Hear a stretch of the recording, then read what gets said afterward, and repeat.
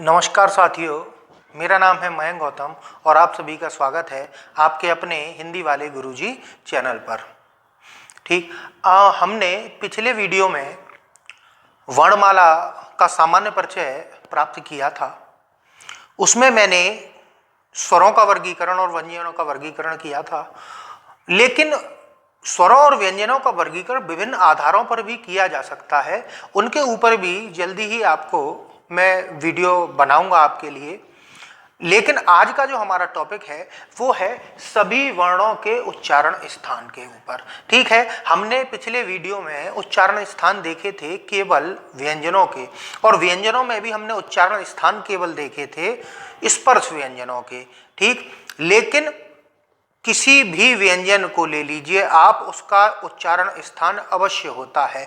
बस अंतर इतना है कि उनमें पूर्ण स्पर्श की प्रक्रिया नहीं होती है। और आप व्यंजन छोड़िए, सभी स्वरों का भी उच्चारण स्थान होता है। तो मैं बस वही आपको आज इस वीडियो में बताने जा रहा हूं कि सभी वर्णों अर्थात स्वरों का, व्यंजनों का उच्चारण स्थान क्या क्या है। ठीक, और वैसे भी मैं आपको एक बात पहले और बता दूं, ये जो मैं आपको वर्गीकरण करा रहा हूं, ये सबसे पहले संस्कृत के आधार पर मैं आपको कराऊंगा, और हिंदी में इसमें क्या क्या परिवर्तन हुए हैं और किसको हमें मानना है किसको नहीं मानना, और परीक्षा में हम प्रश्न किस तरीके से इसको सही कर पाएंगे। ठीक है, तो चलते हैं आज हमारे टॉपिक की तरफ, सभी वर्णों के उच्चारण स्थान की तरफ। ठीक है, देखिए, अगर मैं बात करूं, पिछले वीडियो में हमने कुछ उच्चारण स्थानों के बारे में जाना था, वो स्पर्श व्यंजनों के उच्चारण स्थान थे। उस वीडियो को देखने के लिए आप ऊपर आई बटन पर क्लिक करके उस वीडियो को आसानी से देख सकते हैं। उस वीडियो को देखने के बाद आपके लिए ये वीडियो बहुत आसान हो जाएगा। ऐसी बात नहीं है कि ये आपको आसान नहीं लगेगा। मैं दावा करता हूं कि एक बार आप इसको पूरा वीडियो को देखिए, आपको 1001%, 100% तो आपको ये समझ में आएगा ही। ठीक है, चलिए शुरू करते हैं। देखिए, पिछले जो हमने वीडियो में हमने जो उच्चारण स्थान पढ़े थे वो कौन कौन से थे। पहला उच्चारण स्थान हमने पढ़ा था कंठ। ठीक, दूसरा पढ़ा था तालु, तीसरा पढ़ा था मूर्धा, चौथा पढ़ा था दंत, और पांचवा पढ़ा था ओष्ठ। ओष्ठ अर्थात होठ। ठीक है, और इनका जो वर्गीकरण किया गया था वो स्पर्श व्यंजनों का 5 वर्गों में किया गया था। पहला वर्ग था क वर्ग, दूसरा था च वर्ग, तीसरा था ट वर्ग, चौथा था त वर्ग, और आखिरी वर्ग था प वर्ग। ठीक है, और प्रत्येक वर्ग में 5-5 व्यंजन थे, ये आपने पढ़ाई था, क ख ग घ और अंगा। ठीक है, बात यहां तक क्लियर हो गई। अब मैं इनको सभी को दोबारा से नहीं लिखूंगा, आप समझ लीजिए। च छ ज झ य, ट ठ ड ढ ण, त थ द ध न, प फ ब भ म। ठीक है, तो ये 5 उच्चारण स्थान हमने इतनों के पढ़े थे कि क वर्ग का उच्चारण स्थान कंठ से है, च वर्ग का उच्चारण स्थान तालु से है, ट वर्ग का उच्चारण स्थान मूर्धा है, और त वर्ग का उच्चारण स्थान दंत है, और प वर्ग का उच्चारण स्थान ओष्ठ है। इतना हम पहले पढ़ चुके हैं। मैं सभी के पंचमाक्षर और लिख लेता हूं। पंचमाक्षर का मतलब प्रत्येक वर्ग के 5वें व्यंजन को पंचमाक्षर, या 5वें व्यंजन को ही पंचमाक्षर कहा जाता है। मैंने ये क्यों लिखा है, क्योंकि इन 5 का मूल उच्चारण स्थान तो यही है। ठीक, ना का दंत है, माँ का ओष्ठ है, या का अंगा का, तालु का, इनका सबका बात समझ में आ रही है। लेकिन इनको नाक से भी उच्चारित किया जाता है, इसलिए ये नासिक के भी कहलाते हैं। कौन कौन? ये 5। ठीक, अंगा, इया, ण, न और म, ये 5 के 5 क्या कहलाते हैं? नासिक के भी कहलाते हैं। नासिक के कहलाते नहीं, नासिक के भी कहलाते हैं। भी से क्या हो रहा है कि इनके मूल उच्चारण स्थान तो यही है, लेकिन ये नासिक के भी कहला देते हैं। बात यहां तक आपकी अच्छी तरीके से समझ में आ गई होगी। अब समझते हैं, पहले इसी में थोड़ा सा मैं आधार दे देता हूं। कंठ, कंठ से इनका उच्चारण होता है, इसलिए ये कंठ भी कहलाते हैं। ठीक, यह का मतलब से उच्चारित। बात समझ में आ गई। ये मैंने क्यों लिखा है, क्योंकि हो सकता है ऑप्शन को आपको कंठ ना मिलके कंठ्य मिले। ठीक, तो आप इसको लगाएंगे। ठीक है, बात एक ही है, कंठ से उच्चारित है इसलिए ये कंठ्य कहलाते हैं। और हिंदी में, ये संस्कृत में ये कंठ से उच्चारित होते थे, हिंदी में इनका उच्चारण थोड़ा कोमल तालव्य हो गया है। क्या हो गया है? कोमल तालु से इनका उच्चारण होने लगा है। कैसे कि हमारी जीभ का पीछे का जो भाग है, जब हम क बोलते हैं तो वो सक्रिय हो जाता है और ऊपर कोमल तालु अर्थात पीछे का जो भाग है उस पर स्पर्श कर जाता है, इसीलिए क्या कहलाते हैं? कोमल तालु या कोमल तालव्य भी कहलाते हैं। दूसरा है च वर्ग, इसका उच्चारण स्थान है तालु, इसको तालव्य भी कहा जाता है। ठीक, तालु से उच्चारित है इसलिए क्या कहलाते हैं? तालव्य कहलाते हैं। आगे बढ़ते हैं मूर्धा, इसको मूर्धन्य भी कहा जाता है। ठीक, मूर्धा क्या है? मूर्धा में जीभ हमारी उल्टी होकर तालु पर स्पर्श, तालु के पीछे के भाग पर स्पर्श करती है, उस स्थान को मूर्धा कहा जाता है। तो आप बात समझ रहे हैं मूर्धा क्या होता है? ठीक, तो मूर्धा से ट वर्ग का उच्चारण होता है, ट ठ ड ढ ण। इनके उच्चारण में जीभ हमारी पीछे जाकर कहां टकराती है? मूर्धा को टकराती है। लेकिन ये संस्कृत के आधार पर वर्गीकरण है, ये मैं आपसे पहले ही कह चुका हूं। असल में अब बहुत से लोग जब ट ठ ड ढ बोलते हैं तो जीभ हमारी मूर्धा पे स्पर्श नहीं करती। असल में हिंदी में इसका उच्चारण स्थान थोड़ा सा आगे की ओर सरक गया है। आगे की ओर सरक गया अर्थात अब हमको जीभ पीछे मूर्धा पे स्पर्श करने की आवश्यकता नहीं होती, हमें जीभ की नोक को उल्टा करके केवल तालु पे स्पर्श करना होता है और ट वर्ग का उच्चारण हो जाता है। बात आपकी यहां तक समझ में आ गई होगी। त वर्ग है, इसको दंत्य भी कहा जाता है, दंत से उच्चारित है इसीलिए इसको दंत भी कहा जाता है। जैसे त थ द ध न, इनके उच्चारण में जीभ हमारी दांतों को स्पर्श करती है, इसीलिए क्या कहलाते हैं? दंत कहलाते हैं। यहां तक बात आपकी समझ में आई। अब बात करते हैं प वर्ग। प वर्ग को ओष्ठ या ओष्ठ्य भी कहा जाता है, अर्थात ओठ, होठ से उच्चारित या ओष्ठ से उच्चारित और ओष्ठ कहलाते हैं। बात यहां तक आपकी समझ में आ गई। ये तो था हमारे पिछले वीडियो से लिया हुआ जो सामग्री थी वो ये है। ठीक है, अब हम बात करते हैं, मैंने अभी ये लिखवाया है सभी वर्णों का। तो ये तो अभी केवल किन व्यंजनों का हुआ? स्पर्श व्यंजनों का हुआ। अभी तो वर्णमाला में बहुत कुछ है, अभी तो स्वर भी है। तो स्वरों का हम उच्चारण स्थान लेकर चले तो संस्कृत के आधार पर अ और अ का उच्चारण स्थान कंठ से होता है। बात आपकी समझ में आई। अ या अ के बाद ई या ई का उच्चारण स्थान तालु से होता है। ठीक है, इसके बाद आता है, देखिए ऊ नहीं आता, री आता है। क्या आता है? री। आप बोल के देखिए अ ई री, अ ई री, ये जितने भी उच्चारण स्थान है अंदर से बाहर की ओर है। तो आप अ ई री आसानी से बोल पा रहे हैं या अ ई ऊ। ऊ के लिए आपको अलग से प्रयत्न करना पड़ा थोड़ा सा, वैसे स्वरों में प्रयत्न नहीं होता है। ठीक, तो री।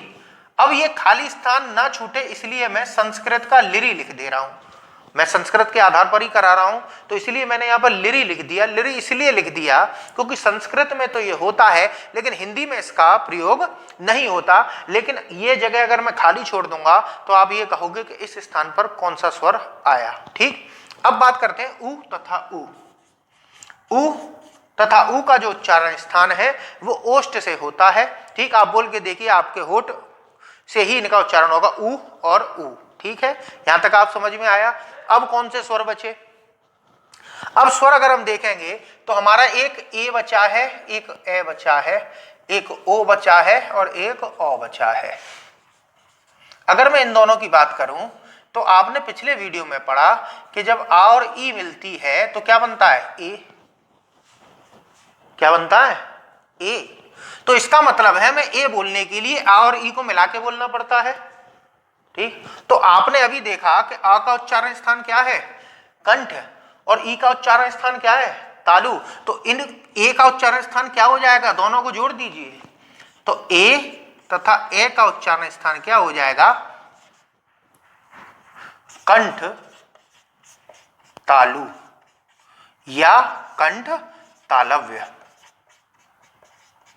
बात क्लियर हो गई? मैं आपको रटवा नहीं रहा हूं, समझा रहा हूं। तो बात समझ में आ रही है कि ए और ए कैसे बने हैं? ए बना है आ और ई से। तो जब हम ए बोलते हैं तो हमारे मुख से उच्चारण निकलता है, आ और ई का सम्मिलित रूप निकलता है। तो अ का उच्चारण स्थान कंठ है और ई का उच्चारण स्थान तालु है। तो दोनों को अगर मिला देंगे तो ए और ए का उच्चारण स्थान प्राप्त होगा, उसी को हम क्या बोलेंगे? कंठ तालव्य। बात यहां तक क्लियर हुई? चलिए, अब इसी तरीके से ओ किस तरीके से बनता है? ओ बनता है आपका आ और ऊ से। ठीक, तो आ और ऊ मिलके क्या बना? आपका ऊ बना। तो बस सीधी सी बात है कि मिलाइए आ के उच्चारण स्थान को और ऊ के उच्चारण स्थान को, तो आपका जो उच्चारण स्थान बनेगा ओ और ओ का, वो क्या बनेगा? कंठ ओष्ठ। ठीक, या इसको कंठोष्ठक, कंठोष्ठ्य बोलते हैं। बात क्लियर हो गई? यहां तक आपकी बात अच्छी तरीके से मैं समझता हूं समझ में आई होगी। अब आगे आते हैं, अब किसका उच्चारण स्थान की बात करी जाए। तो आगे उच्चारण स्थान की अगर बात करी जाए तो मैंने कहा था सभी वर्णों की बात करूंगा, तो अनुस्वार और विसर्ग को कैसे छोड़ दिया जाए। तो अनुस्वार और विसर्ग की अगर बात करी जाए तो देखिए, जो विसर्ग का उच्चारण स्थान है वो अह है, और अह कहां से उच्चारित होता है? कंठ से उच्चारित होता है। और जो अंग है, अंग का उच्चारण स्थान नासिक से होता है, नासिक से अर्थात नाक से उच्चारण होता है, इसलिए ये क्या कहलाता है? नासिक के कहलाता है। ठीक, और अगर नासिक का ऑप्शन में नहीं होगा तो इसका उच्चारण स्थान कंठ से है। क्यों? क्योंकि अगर इसको अंग की बिंदी को अगर हटा देंगे वो नासिक है, और जो बचा वो अ क्या है? कहां से उच्चारित हो रहा है? आपका कंठ से उच्चारित हो रहा है, तो इसका उच्चारण स्थान हो जाएगा वो। अब देखिए, स्वर हो गए, व्यंजनों में स्पर्श व्यंजन हो गए, आपके अयोगवादी हो गए। अब बचा क्या? अब आपके जो व्यंजन बचे वो हैं अंत्यस्थ व्यंजन और ऊष्म व्यंजन। यदि मैं अंत्यस्थ व्यंजन की बात करूं तो अंत्यस्थ व्यंजन है य, र, ल, व। ये वही व्यंजन है जिसको बीच का व्यंजन भी कहा जाता है, अर्थात इसको ना स्पर्श व्यंजनों ने अपने साथ में रखा, ना ही ऊष्म व्यंजनों ने अपने साथ में रखा। तो भाई सीधी सी बात है कि जिसका साथ कोई नहीं देता तो वो बेचारा कैसा होता है? दबा कुचला होता है। ठीक, तो दबा कुचले की अगर बात करी जाए तो बेचारे यहाँ आए कि भाई हम भी चलो जाएं, अपना उच्चारण स्थान तलाशें। तो उन्होंने क्या देखा कि देखिए, आपने देखा होगा जो किसी से डरता है वो कभी भी लाइन में आगे खड़ा नहीं होता। तो उन्होंने यहाँ खड़े होने की उनकी हिम्मत नहीं थी, तो उन्होंने क्या कहा कि भाई ये अह बैठा हुआ है, इसी के चुपचाप पीछे से बैठ जाओ। कहां से बैठ जाओ? पीछे से बैठ जाओ। तो वो यहीं से बैठना चालू हो गई। ठीक, वह यहां जैसे ही बैठा, ये बात क्लियर हो गई। यार अलावा कहां से बैठे? अह के बाद से, अर्थात दूसरी लाइन से। याद रखिएगा कि य र ल व कहां से बैठेंगे? दूसरी लाइन से बैठेंगे। ठीक, तो य र ल व हो गया। अब देखिए एक समस्या और आई। आपने यहां देखा है प, फ और एक होता है बा, होता है ब। बात समझ में आई? ये इससे कह रहा है कि भाई तू यहां कैसे बैठ गया? तो ये कह रहा भाई मैं तो तेरे जैसा ही हूं। तो कह रहा मेरे जैसे कैसे है तू? तू अलग है। वो कहता कैसे? कि तेरा पेट चिरा है, मेरा पेट चिरा नहीं है। देखो, इसका पेट चिरा है, इसका पेट नहीं चिरा है, यहां से भाग। तो इस बेचारे बा को यहां से भगा दिया। तो मैं यहां पर अभी वर्तमान स्थिति में वा को यहां लिख देता हूं, अर्थात व का उच्चारण ओष्ठ से नहीं होता, व का। बा का तो होता है लेकिन व का नहीं होता। अभी इन दोनों में बात हो रही है, होने दो, बाद में इनको हम देख लेंगे। ठीक, अब बात करते हैं किसकी? अंत्यस्थ के बाद में आपके व्यंजन आते हैं ऊष्म व्यंजन। ऊष्म व्यंजन भी चार होते हैं आपके, श, श, स और ह। इनका उच्चारण मैंने पिछली बार भी कराया था, श, श, स और ह। ठीक है, अब ये कैसे थे? ऊष्म व्यंजन थे, इनका दिमाग गर्म रहता है, अर्थात इनके उच्चारण में मुख से गर्म वायु निकलती है। अब ये क्या थे? गर्म दिमाग के। तो इन्होंने सोचा कि लगता है कि जो चार चार वाले भाई हैं, देखिए ये पांच पांच वाले भाई थे, प्रत्येक वर्ग में पांच पांच, और इनमें प्रत्येक वर्ग में चार, और अंत्यस्थ में भी प्रत्येक वर्ग में चार थे। तो इन्होंने क्या देखा कि यह दूसरी लाइन से बैठा है तो हम भी वहीं से बैठेंगे। तो उन्होंने भी यहीं से बैठना चालू किया, श, श, स और ह। अब जैसे ही हा बैठा, इसने कहा ये वाह कहां चला गया? चलो इसको ढूंढ के आते हैं। हा यहां से चला गया। ठीक, मैं भी संस्कृत के आधार पर ही बता रहा हूं। तो हा ढूंढते ढूंढते ढूंढते ढूंढते यहां पहुंच गया। अब यहां जो अह से कह रहा है भाई तुमने वह को देखा? हा बोला नहीं। तो हा बोला एक बार और बोलो। नहीं। उसने कहा एक बार और बोलो कि नहीं। तो उसने कहा कि तुम मुझसे बार बार क्यों बुलवा रहे हो? तो कहता है इसलिए बुलवा रहा हूं क्योंकि तुम तो मेरे भाई हो। कि कैसे? अह और मैं ह। तो उसने कहा अगर तुम मेरे भाई हो तो तुम यहीं बैठ जाओ। तो उन्होंने हा को कहां बैठा लिया? यहां बैठा लिया। तो हा का उच्चारण स्थान क्या हो गया वर्तमान की स्थिति में? संस्कृत के आधार पर कंठ। ठीक, तो आपकी यहां तक बात अच्छी तरीके से समझ में आई होगी। ये संस्कृत के आधार पर वर्गीकरण है, बात यहां तक आपको समझ में आई होगी। आपको बस याद ये रखना है, बाकी के तो स्वरों का व्यंजनों का आप समझ जाएंगे, लेकिन यर और लव आपको याद रखना है दूसरी लाइन से, और श श श स कहां से शुरू होंगे, दूसरी लाइन से शुरू होंगे, और ह कहां चला जाएगा, ऊपर चला जाएगा। यहां तक बात आपकी समझ में आ गई। अब इनकी वार्तालाप सुनिए क्या कह रहे थे। ये कह रहे थे कि तेरा पेट भाई कैसे चिर गया, मेरा तो चिरा ही नहीं है।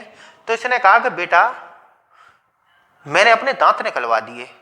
ठीक है, क्या निकलवा दिए, दांत निकलवा दिए, इसीलिए मेरे चीरा लग के उस पर निशान पड़ गया है। अब तेरे दांत नहीं निकले हैं तो चीरा नहीं लगा है, तो इसका मतलब इसने दांत निकलवा दिए। तो ये किससे उच्चारित हो रहा है, ओष्ठ से। आपने देखा होगा जो जिनके दांत निकल जाते हैं वो बात कैसे करते हैं, देखिए बिना दांतों के बात करेंगे तो वो ता था दादा को बोलने बड़ी समस्या आती है। तो इस वा में और वा में अंतर क्या है कि इसके पास दांत नहीं है लेकिन इसके पास दांत हैं। तो इसके पास दांत है तो ये क्या हो जाता है, दंतोष्ठ, अर्थात दांत और ओष्ठ दोनों का काम लेता है। तो यहां तक आपकी बात समझ में आई कि व का उच्चारण स्थान क्या है, दंतोष्ठ है। व का, किसका, व, बा का नहीं। बा में तो ओष्ठ की आवश्यकता होती है, लेकिन व के अंतर्गत आपको दांत और ओष्ठ दोनों की आवश्यकता होगी। अर्थात जब हमारे होठ दांतों को स्पर्श करते हुए आते हैं तब इस व का उच्चारण होता है। बात क्लियर यहां तक आपकी अगर हो गई हो तो मैं आगे बढ़ता हूं। ये मैं कराने को वैसे स्पेशली आपको अलग अलग लिखा देता, लेकिन चार्ट के माध्यम से समझाने का एक फायदा है, वो मैं आपको बताऊंगा इस वीडियो के समाप्त में क्या फायदा रहा इस चार्ट बनाने का। ठीक, एक बार और इसको पूरे को समझना है आपको, तो आप मेरे वीडियो को एक बार देख लो, 2 बार देखो, 3 बार देखो, अच्छी तरीके से समझ जाओगे। बस 2 बातें याद रखनी है कि जितने भी अंत्यस्थ व्यंजन है वो दूसरी लाइन से शुरू होंगे, और जितने भी ऊष्म व्यंजन है वो भी दूसरी लाइन से शुरू होंगे। संस्कृत में सूत्र भी है, मुझे एक सूत्र याद है, ऋटुरषाणा। क्या है, ऋटुरषाणा, यानी कि री टू र शा और णा जिसके अंतर्गत आते हैं वो मूर्धा कहलाते हैं। ये संस्कृत का सूत्र है, और इन सभी के लिए संस्कृत में सूत्र हैं, और उसी के आधार पर ये मैंने वर्गीकरण किया है। अब बात करते हैं हिंदी में क्या परिवर्तन आया है। हिंदी में यहां तक तो आपका बहुत सही है, बिल्कुल अच्छी बात है। तो हिंदी में एक परिवर्तन तो हमने यहां देख लिया कि ये जो क वर्ग है इसका उच्चारण स्थान कंठ तो है ही, ऐसा नहीं है कि ऑप्शन में आप कोमल तालु को ढूंढो। कंठ है तो कंठ लगाइए, कोमल तालु है तो कोमल तालु लगाइए। ठीक, ये तालु और तालव्य जो कहलाता है इसको एक नाम से और जाना जाता है, कठोर तालव्य, कठोर तालु। देखिए आप अगर देख पाओगे तो तालु के 2 भाग हैं, एक कठोर भाग है और एक कोमल भाग है। तो कोमल भाग से उच्चारण इनका होने लगा है और कठोर भाग से इनका उच्चारण होता आ रहा है, अर्थात आज की स्थिति में भी इनका उच्चारण कठोर तालव्य से होता है। अब देखते हैं, मूर्धा भी वही है, दंत भी वही है, ओष्ठ भी वही है। ये मैंने जो 4 रेड कलर में बनाए हैं, लाल कलर में बनाए हैं, वो इसीलिए बनाए हैं। देखिए हमारे हिंदी में एक आगत वर्ण भी शामिल किए गए हैं, एक फा है और एक ज़ा है। ये फारसी भाषा से आए हैं। उसका जो फा है उसका उच्चारण स्थान दंत्योष्ठ है। ये मैंने क्यों लिखवाया आगत का, देखिए होता क्या है कि पेपर में आपसे पूछा कि फा या फा का उच्चारण स्थान क्या है, और ऑप्शन में ओष्ठ दिया है और एक दंतोष्ठ भी दिया है। तो याद रखिएगा फ का उच्चारण स्थान दंतोष्ठ है, फा का उच्चारण स्थान नहीं है। दोनों में अंतर देखिए, ये है फा और ये है फा।